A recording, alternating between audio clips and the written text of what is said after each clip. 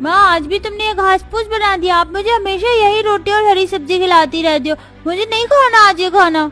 इतना बोलकर गोलू नाराज होकर वहाँ से चला जाता है और जब वो घर के बाहर जाता है तो देखता है कि उसके घर के बाहर एक गाड़ी से एक अमीर फैमिली उतर रही है और उसी गाड़ी में से एक और बच्चा उतरता है जिसके हाथ में KFC बॉक्स होता है। ये देख गोलू अंदर आता है और अपनी माँ से कहता है, माँ जल्दी से बाहर चलो और देखो कौन आया है और मुझे क्या खाना है, मैं आपको वो भी दिखाऊंगा।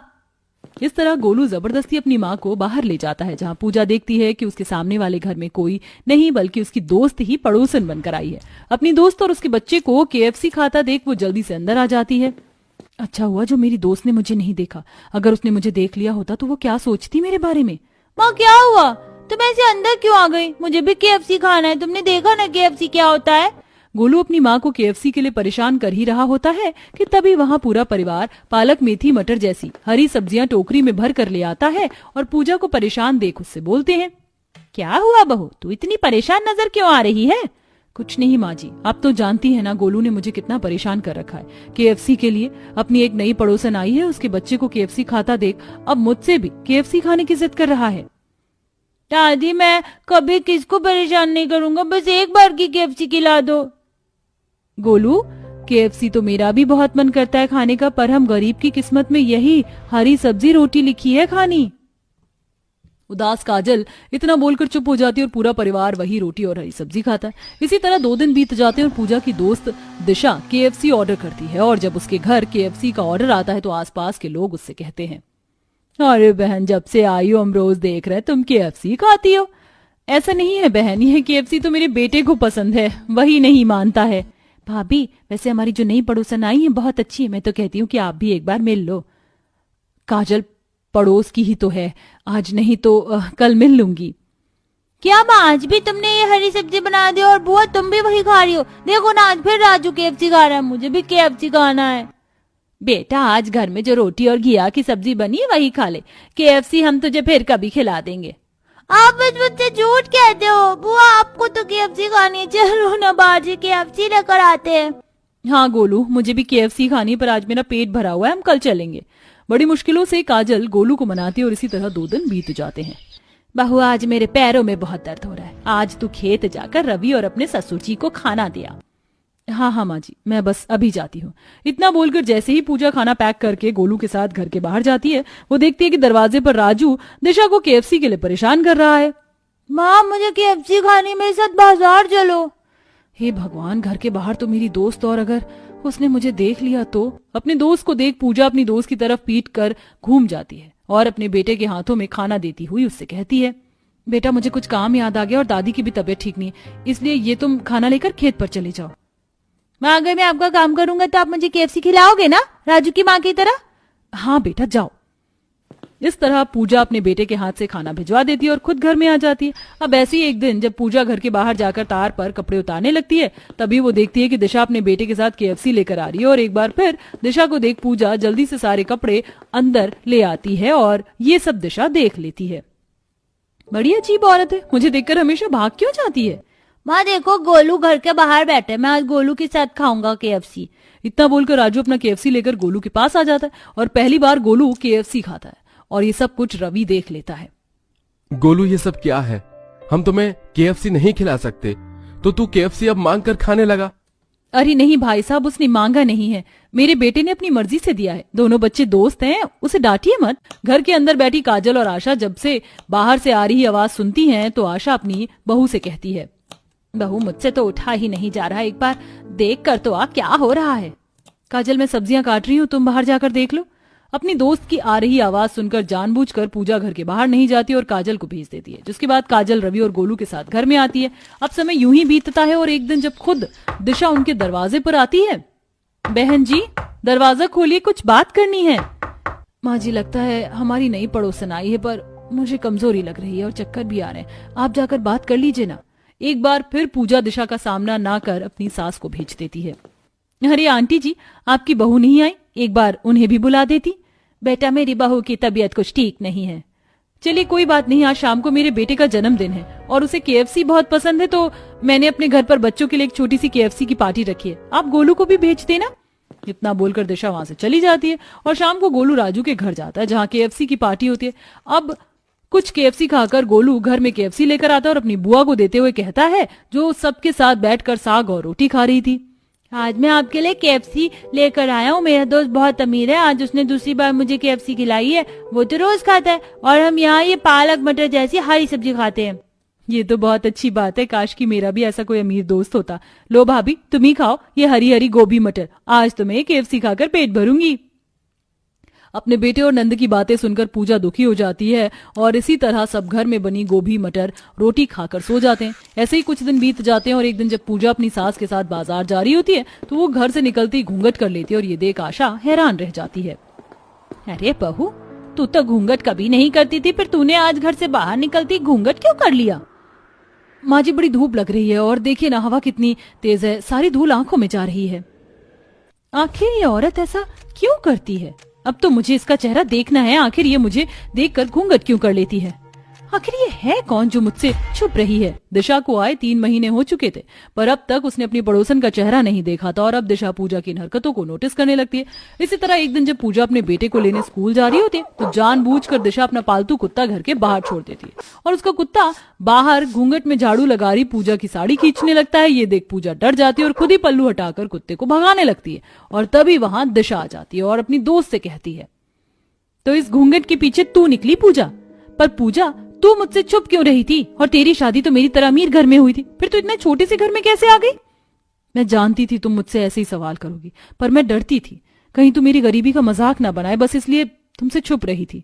मेरी शादी एक अच्छे घर में होने वाली थी, पर उन्होंने रिश्ता तोड़ दिया और बदनामी के चलते मेरे माता पिता ने इस घर में मेरी शादी कर दी। मेरा परिवार काफी गरीब है, अगर हमारी खुद की हरी सब्जियों की खेती ना हो तो शायद हम खाने के लिए भी मोहताज हो जाएं।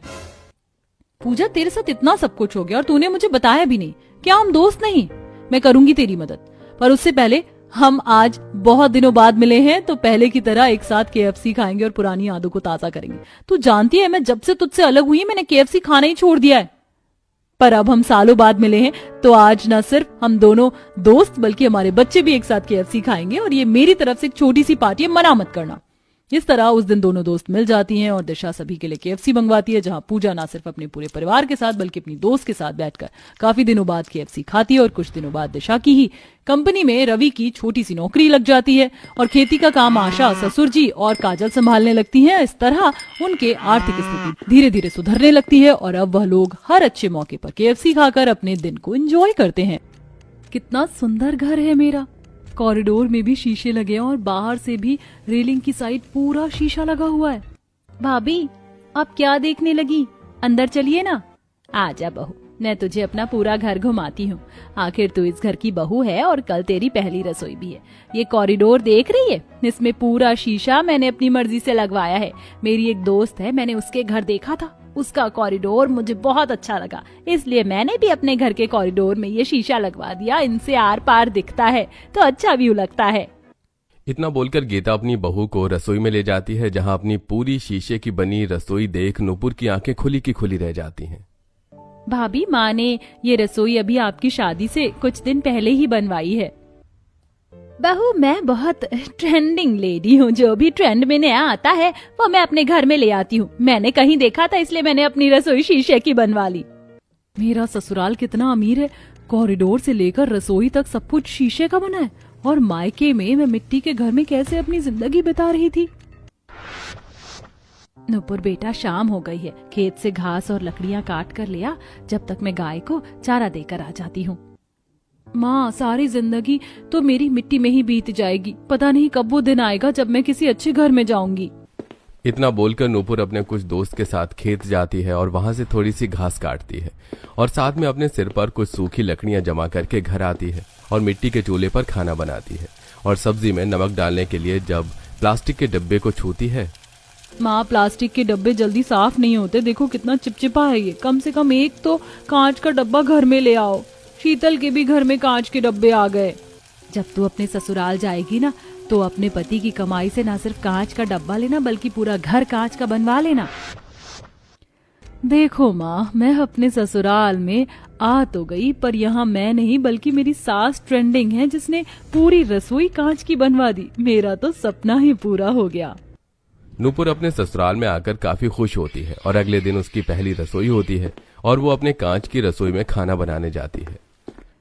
यहाँ तो सब कुछ कांच का है, ये बर्तन, ये सेफ, इसमें रखे मसाले के डिब्बे, खाने के लिए कांच के बर्तन। अरे भाई, सारा काम आराम से करना होगा, कहीं कुछ टूट ना जाए। पहले सब्जी काट लेती हूँ।